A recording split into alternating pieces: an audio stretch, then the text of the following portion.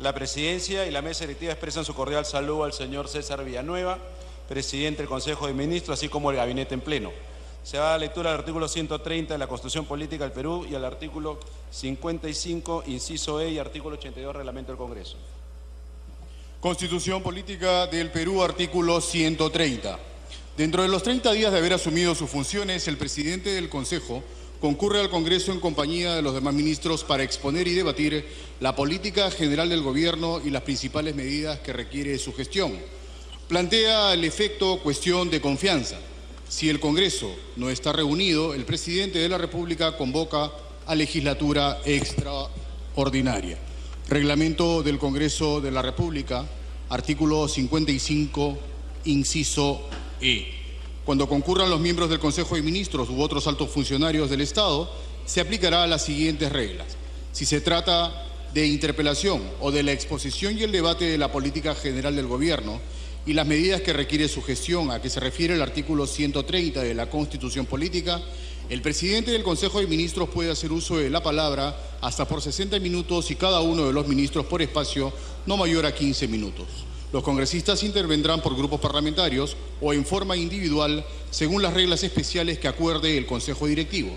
Para contestar, el presidente del Consejo de Ministros contará con un periodo ilimitado de tiempo dentro de lo razonable. En tanto, los ministros podrán contestar utilizando el tiempo que les conceda la mesa directiva. Los ministros pueden conceder interrupciones por no más de 2 minutos previa autorización de la mesa directiva. Terminada su intervención, los miembros del Consejo de Ministros podrán retirarse de la sala en cualquier momento. En el caso de investidura de un nuevo Consejo de Ministros, el presidente planteará cuestión de confianza antes de abandonar la sala. Artículo 82. Investidura del Consejo de Ministros. Dentro de los 30 días naturales de haber asumido sus funciones, el presidente del Consejo de Ministros debe concurrir ante el Pleno del Congreso, reunido en periodo de sesiones ordinario o extraordinario, acompañado de los demás ministros para, inciso A, exponer la política general del Gobierno, inciso B, debatir la política general del Gobierno y, inciso C, debatir las principales medidas que requiere su gestión. Si el Congreso se encontrara en receso, el presidente de la República convocará de inmediato a legislatura extraordinaria. Al inicio de su exposición, el presidente del Consejo de Ministros entrega la versión completa a cada uno de los congresistas. La cuestión de confianza que plantea el presidente del Consejo de Ministros a nombre del Consejo en su conjunto será debatida y votada en la misma sesión o en la siguiente, según lo acuerde en forma previa el Consejo Directivo o en el acto del Pleno del Congreso. El resultado de la votación será comunicado de inmediato al presidente de la República mediante oficio firmado por el presidente del Congreso y uno de los vicepresidentes. Si el Pleno negara su confianza al Consejo de Ministros, el presidente de la República aceptará la renuncia del presidente del Consejo de Ministros y de los demás ministros, que debe realizarse de inmediato. Ya ha sido distribuido, señores parlamentarios, la copia de la presentación del señor presidente del Consejo de Ministros, de conformidad con lo acordado en la Junta de Portavoces en su sesión del 2 de mayo del presente año. El tiempo para el presente debate será de 4 horas, distribuido proporcionalmente entre los grupos parlamentarios. Adicionalmente, se concederá 5 minutos a cada portavoz y más de 2 minutos adicionales. Quiero dejar constancia, como ya lo hemos hecho en los debates, en la tercera presentación de un gabinete que nos toca a esta mesa, igual se verán algunos tiempos flexibles y también habrá un tiempo para los no agrupados. Señor relator, el cuadro o la relación de tiempos. Tiempo de debates para la investidura del Consejo de Ministros por el Grupo Parlamentario Fuerza Popular, 126 minutos.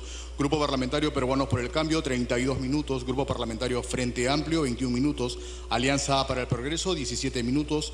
La Célula Parlamentaria Aprista, 11 minutos. Grupo Parlamentario Nuevo Perú, 21 minutos. Y Grupo Parlamentario Acción Popular, 11 minutos. Se va solicitando a los señores portavoces que acerquen a la mesa directiva la relación de los congresistas que harán uso de la palabra para poder programarlos. Reiterándole la bienvenida al presidente del Consejo de Ministros, le damos el uso de la palabra al señor César Villanueva Arévalo, presidente del Consejo de Ministros, hasta los minutos que considere necesario.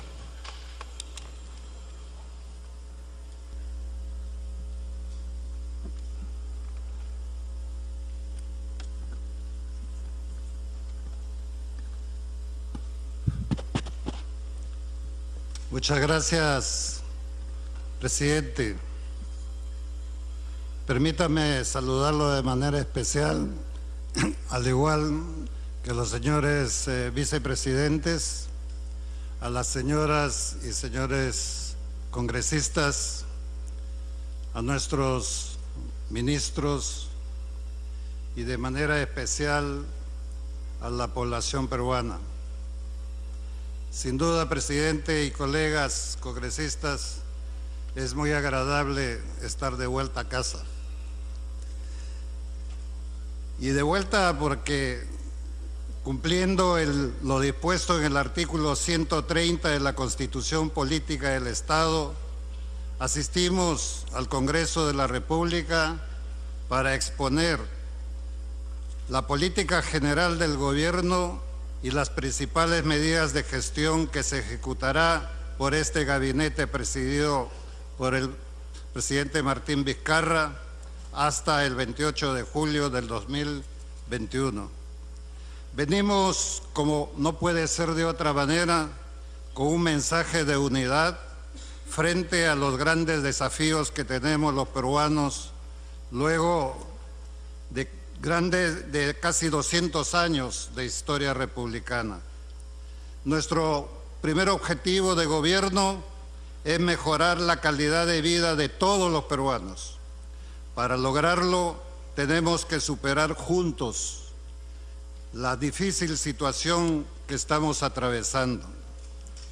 Nuestra economía se ha desacelerado y está por debajo del nivel de crecimiento que podemos tener de acuerdo a la potencialidad de este Perú gigante.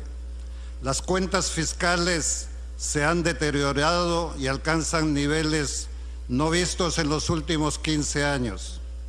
Lo más alarmante por primera vez en este milenio es que la pobreza ha aumentado. No son los únicos desafíos que tenemos. La corrupción se está robando no solo el dinero de todos los peruanos, sino fundamentalmente se está robando la esperanza de nuestro futuro y la confianza que los peruanos deberíamos de tener en nuestras instituciones, en nuestras autoridades y nuestros políticos. Eso logra la corrupción. El dinero sucio que ingresa a nuestra economía ya no solamente proviene de la corrupción y el narcotráfico.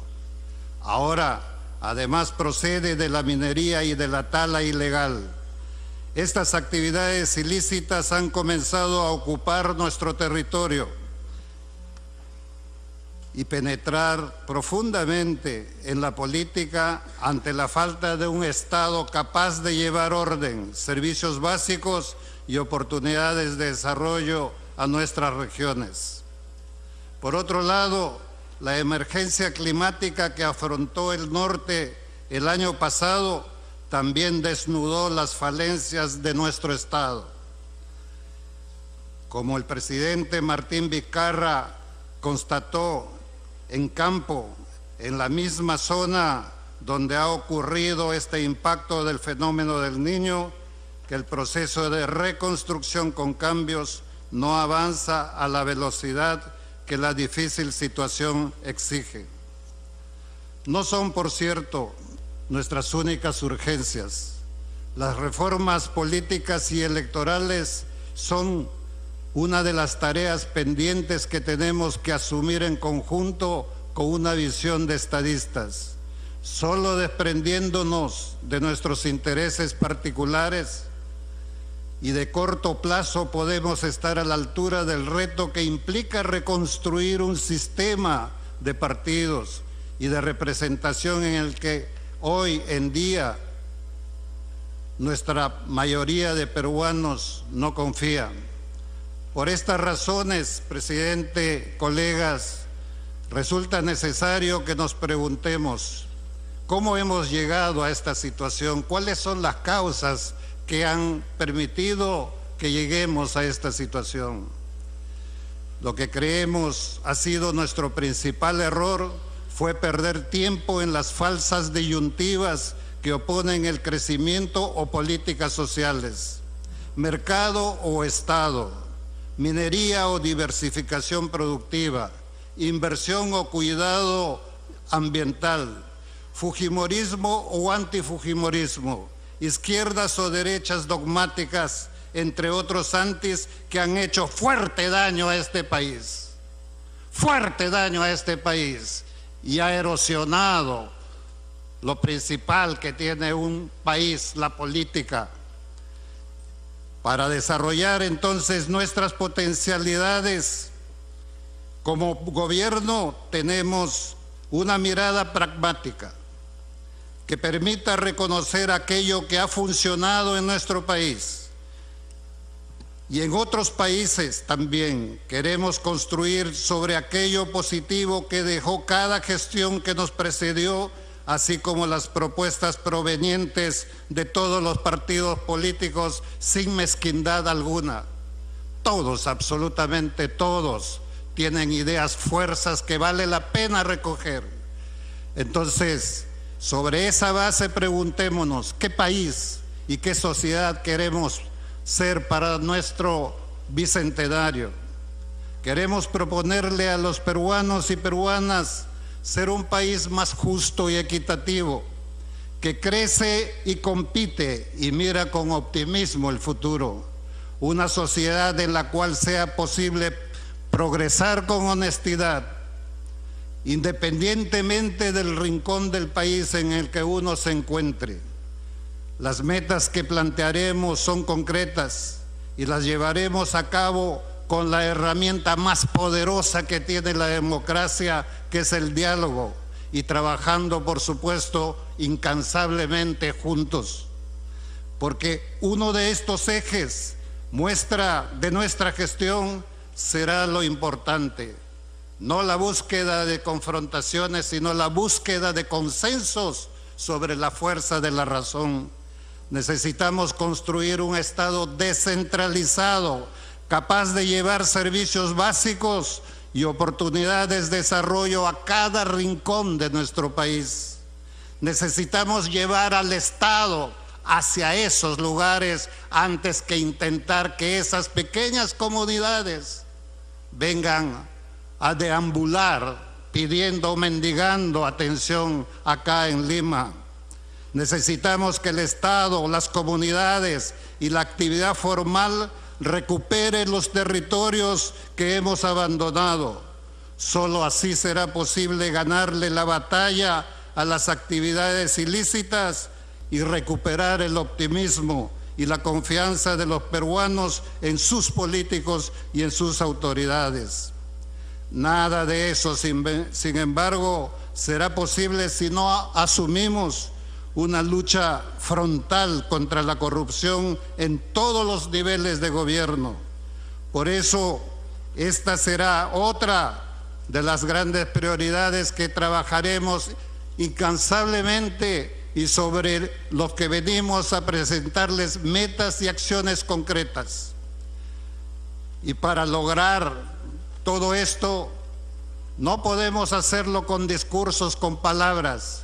Necesitamos revitalizar nuestra economía y poner delante de nuestras prioridades una agenda social que nos permita superar la anemia y garantizar servicios de salud y educación de calidad y atender con urgencia la seguridad ciudadana y la protección que necesitan nuestros niños y niñas, nuestras mujeres en todo el país.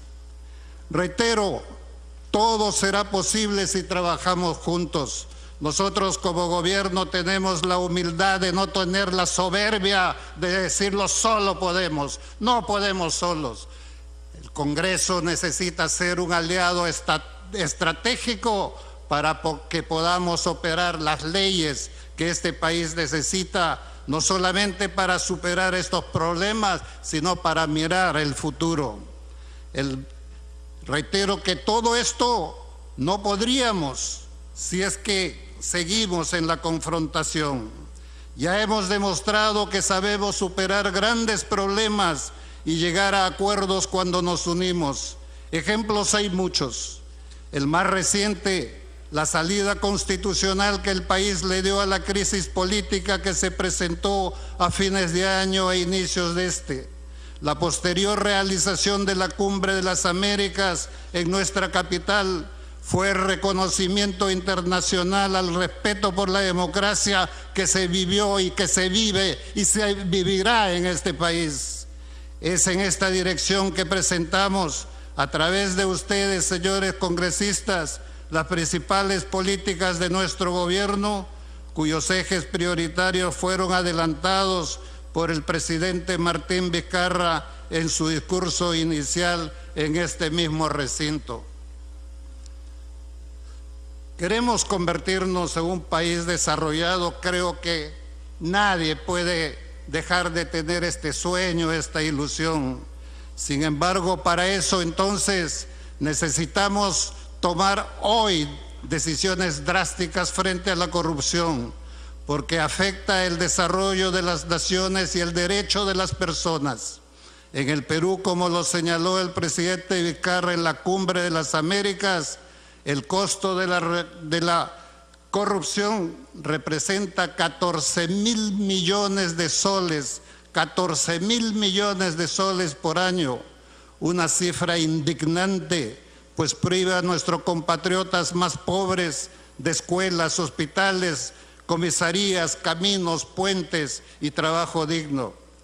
La información que da cuenta de la participación de altos funcionarios públicos, políticos y empresarios en uno de los casos de corrupción más grandes de la historia latinoamericana nos ha enrostrado lo profundo que ha calado este flagelo en el Perú. La corrupción se inicia con el financiamiento ilícito de las campañas, se alimenta de la limitada transparencia y la débil meritocracia y termina subordinando decisiones públicas a intereses subalternos.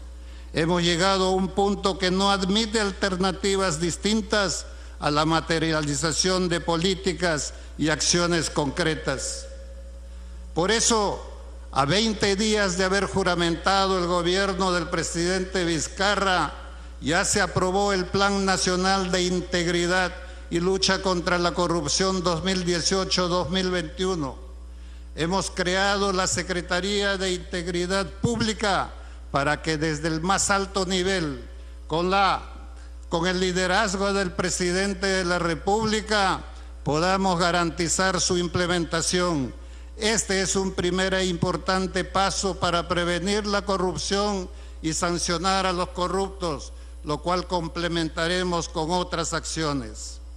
Antes de los primeros 180 días, bajo el liderazgo del presidente Vizcarra, presentaremos un paquete normativo, presidente, que da cuenta con el respaldo del Poder Judicial, la Fiscalía de la Nación, la Contraloría General de la República y la Unidad de Inteligencia Financiera, y que estamos seguros contará con el respaldo del Congreso de la República. Son medidas alineadas con el Acuerdo Nacional, las recomendaciones de la OECD, el informe de la Comisión Presidencial de Integridad, así como del compromiso de Lima en las Cumbres de las Américas. ¿Cuáles son estas medidas?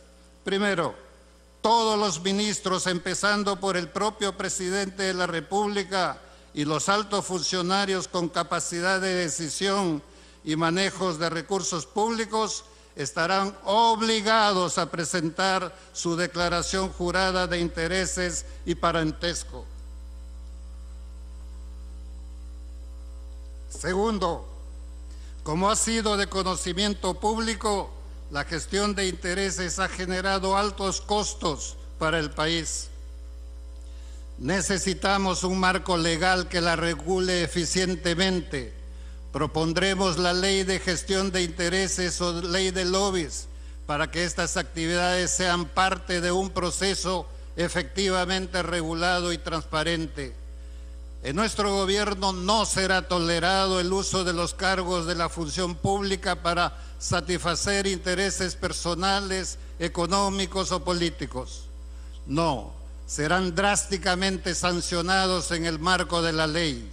Tercero, un proyecto de ley de ampliación de la muerte civil por narcotráfico, lavado de activos y financiamiento del terrorismo. Hemos avanzado prohibiendo a personas condenadas por corrupción que ingresen o permanezcan en la administración pública, pero tenemos que ser más rigurosos para garantizar la integridad del Estado. Cuarto, una propuesta para reestructurar el modelo de financiamiento de las campañas electorales, para la penalización de los aportes no declarados y para la bancarización del financiamiento de la política. Quinto, la ley de extinción de dominio, que permitirá recuperar rápidamente los activos ilícitamente obtenidos por corruptos y lavadores de dinero. En este caso, conocemos proyectos de ley de congresistas que diferentes bancadas que van en la misma dirección han presentado estos proyectos de ley. Estamos seguros de que lograremos el consenso necesario para impulsar estos cambios. Conforme a los estándares internacionales, presentaremos una propuesta para sancionar la corrupción en el sector privado. Si queremos un cambio radical, necesitamos medidas aplicables a toda la sociedad y a todos los sectores.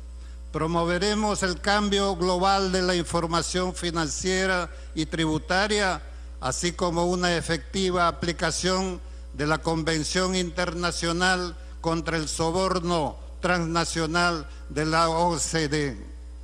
En consonancia con estas recomendaciones del Grupo de Acción Financiera Internacional GAFI, crearemos el registro de beneficiarios finales, que reunirá la información de personas naturales y jurídicas que efectivamente poseen, controlan o se benefician económicamente de sociedades mercantiles, fideicomisos y fundaciones. Nuestro objetivo es contar con una estrategia efectiva, interna y externamente, para evitar el ocultamiento de los fondos ilícitos. Finalmente, presidente, para consolidar nuestra lucha contra la corrupción, la educación será una herramienta permanente de transformación. El currículo escolar incorporará una sólida formación de valores democráticos y éticos. Queremos comenzar haciendo referencia a uno de los principales objetivos de este gobierno: construir consensos políticos y sociales que permitan generar un clima de estabilidad y de paz social, una condición básica para poder avanzar hacia el desarrollo. Necesitamos entonces, por eso mismo, estabilidad institucional para la gobernabilidad. Es el diálogo la herramienta que nos permitirá ir en esa dirección. El presidente Vizcarra ha señalado con claridad en su discurso en este hemiciclo que el diálogo político es el mecanismo que nos permitirá construir un pacto social. Hemos iniciado el diálogo con las bancadas políticas del Congreso, con todas las bancadas, las autoridades regionales y municipales. Además, seguiremos convocando la participación de todos los ciudadanos para que sus expectativas legítimas sean el centro de la política. El pacto social que proponemos tiene que ser el resultado transparente de nuestras agendas comunes y debe permitirnos tener un horizonte con objetivos y metas compartidas. Claro está, garantizando el equilibrio de los poderes del Estado. El Ejecutivo gobierna proponiendo el rumbo de los años venideros y en esta tarea debe contar con la cooperación, la fiscalización y el aporte del Congreso. Para institucionalizar este mecanismo, hoy asumimos el compromiso de venir cada 180 días al Legislativo para informar sobre los avances y las dificultades de las propuestas que hoy presentamos y también para recoger la opinión y los aportes del Congreso tal cual lo hicimos en las conversaciones con todas las bancadas, donde pudimos recoger las ideas, los proyectos de cada uno de ellos. Y miren cómo Dios es justo. Todas las bancadas coincidieron en los temas fundamentales, con estilos más, estilos menos, pero lucha frontal contra la corrupción, trabajar para mejorar la economía, trabajar para recuperar el tiempo perdido en las zonas de recuperación con cambios, son los elementos centrales, además de la educación, de la salud y la seguridad ciudadana. Somos conscientes de que cualquier reforma en los temas requiere de un debate político sustancial que nos permita estar de acuerdo y también disentir constructivamente en temas tan relevantes como el financiamiento de partidos políticos y de campañas electorales, la bicameralidad y el voto preferencial. El Ejecutivo enviará una propuesta al Congreso que la incluirá dentro de las medidas. Primero, para sancionar penalmente la no declaración del financiamiento de las campañas electorales. Segundo, toda persona que postule a un cargo elegido por votación popular autoriza automáticamente a la unidad de inteligencia financiera al acceso de su secreto bancario, tributario y bursátil. Tercero, incorporar a las organizaciones políticas como sujetos obligados a reportar operaciones sospechosas a la unidad de inteligencia financiera y contar con un sistema especializado de prevención del lavado de activos. Cuarto, que sea obligatorio que todos los partidos elijan a sus candidatos en elecciones internas supervisadas por los órganos electorales. Quinto, que las listas de candidatos que postulen en los procesos de democracia interna reflejen equidad entre varones y mujeres. Necesitamos incorporar la capacidad de las mujeres en la construcción futura de nuestro país. Sexto, tomando una iniciativa distinta de distintas bancadas, propondremos el retorno a la bicameralidad. Estos proyectos, presidente, los haremos llegar en el más breve plazo. Confiamos en que lograremos construir juntos este consenso que tanto se necesita en lo político y en lo social. Finalmente, seguiremos fortaleciendo la política exterior peruana, la cual se ha caracterizado por una defensa irrestricta de la democracia como valor latinoamericano.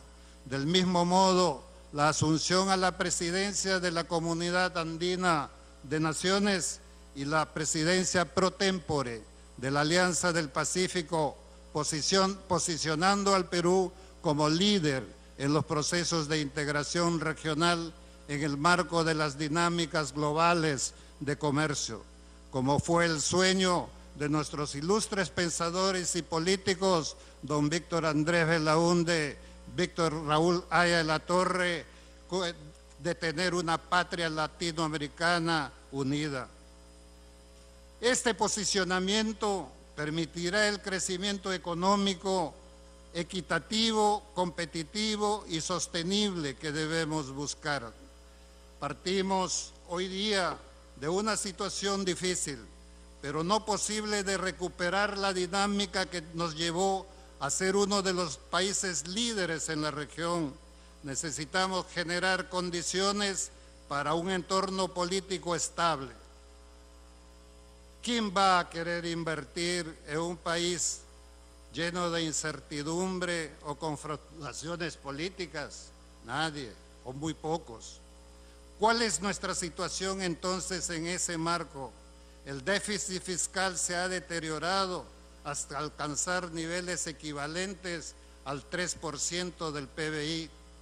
La inversión pública y privada ha estado creciendo a tasas muy bajas los últimos 4 años, afectando la tasa de crecimiento del PBI, los ingresos fiscales y las posibilidades de generar empleo. reducir la pobreza y brindar servicios públicos de calidad. Lo primero que tenemos que hacer es poner orden en la casa. Necesitamos recuperar la estabilidad de las finanzas públicas con disciplina y responsabilidad.